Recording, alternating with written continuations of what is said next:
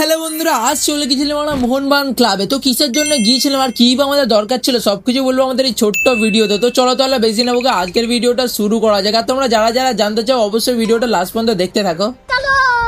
Hello বন্ধুরা, আবার চলেছি নতুন ভিডিও নিয়ে। তো এখন যাচ্ছি আমরা মোহনবাগান ট্রেনে, তার জন্য আমাদের যেতে হবে এখন ধর্মতলা। তো চলো এখন আমরা বেরোবো, কারণ কাল যাবো আমরা সল্টলেক খেলা দেখার জন্য। আর খেলা দেখার জন্য এখন যাচ্ছি আমরা টিকিট কালেক্ট করতে। তো চলো বেরোনো যাক। তো ফাইনালি চলে এসেছি এখন আমরা স্প্ল্যানেডে। একটাই প্রবলেম গেছে যে কোন গেট দিয়ে বেরোলে ঠিক জায়গায় বেরোবো। আর বেরোনোর পরে আবারও আমরা ভুল দিক দিয়ে বেরিয়েছি। তো এখন আমরা অনেকটা দূরে চলে এসেছি মোহনবাগান মাঠ দিয়ে। তো এখন আমাদের ঘুরে ঘুরে যেতে হবে। তো চলো এখন হেঁটে হেঁটে যাওয়া যাক। সুন্দর ওয়েদারে আমরা এখন মোহনবাগানে যাচ্ছি, মোহনবাগানে এটা হলো বৃষ্টির পরে আমাদের কলকাতার নিউ দীঘা হয়ে যায়।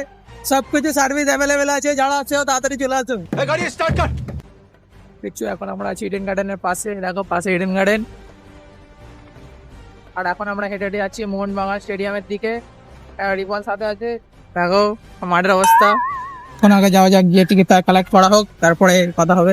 তারপরে ঘুরবো আমরা মোহনবাগান স্টেডিয়ামটাকে। তো আগে আমরা যেটার জন্য এসেছিলাম সেটাকে আগে সেরে নিলাম, মানে টিকিটগুলোকে আগে কালেক্ট করে নিলাম। তারপরে রিপন তার ভাইপোর জন্য একটা মোহনবাগানের জার্সি নিয়ে নিল। তো এই দেখা যেটা খুব কিউট লাগছে। এই বস্তুটা আমাদের এসে দিয়েছে। এটার জন্য আমাদের অত দূর দিয়ে আসতে হবে, কোনো লিগাল টিকিট দেয় না, কিছু দেয় না, খালি স্ক্যানারটা গিয়ে দেখালে নাকি ঢুকতে দিয়ে দেবে।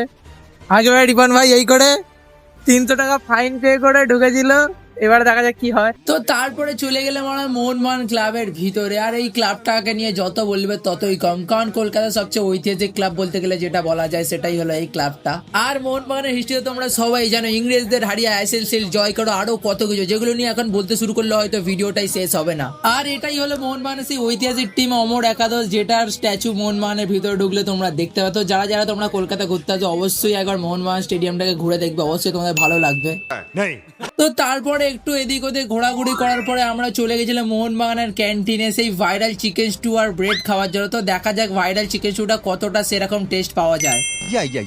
তো এখন আমাদের সেই ভাইরাল চিকেন স্টু আর ব্রেড চলে এসেছে। তো এখন আমরা টেস্ট করে দেখবো যে এটা কি আদৌ ভাইরাল হওয়ার মতন টেস্ট আছে। তো চলো এখন খেয়ে দেখা যাক। আর যখনই আমি ফার্স্ট চুমুক দিলাম আমি তো বুঝে গেছি যে কেন এটাকে ভাইরাল স্টু বলে। মানে ফার্স্ট চুমুক দেওয়ার পরে মনটা জুড়িয়ে গেল। মানে যারা যারা ঘুরতে আসবে এখানে অবশ্যই এটাকে একবার টেস্ট করে দেখো, তোমাদের অসাধারণ লাগবেই লাগবে। আর এর সাথে ব্রেডটা হলো একদম পারফেক্ট কম্বিনেশন যাকে বলে। তো তোমরা যারা যারা আসবে অবশ্যই এটা টেস্ট করে দেখতে পারো। তো তারপর আমরা ঝটপট খাওয়া দাওয়াটা সেরে নিয়ে আরো কিছুক্ষণ এদিক ওদিক ঘোরাঘুরি করে বেরিয়ে পড়েছিলাম ক্লাবের ভিতর দিয়ে। তো এবার যাবো আমরা বাড়ির দিকে। আর আজকের ভিডিওটা কেমন লাগলো অবশ্যই কমেন্ট করে জানাবে। দেখা হবে খুব তাড়াতাড়ি আরো কোনো নতুন ভিডিওর সাথে, ততক্ষণের জন্য টাটা।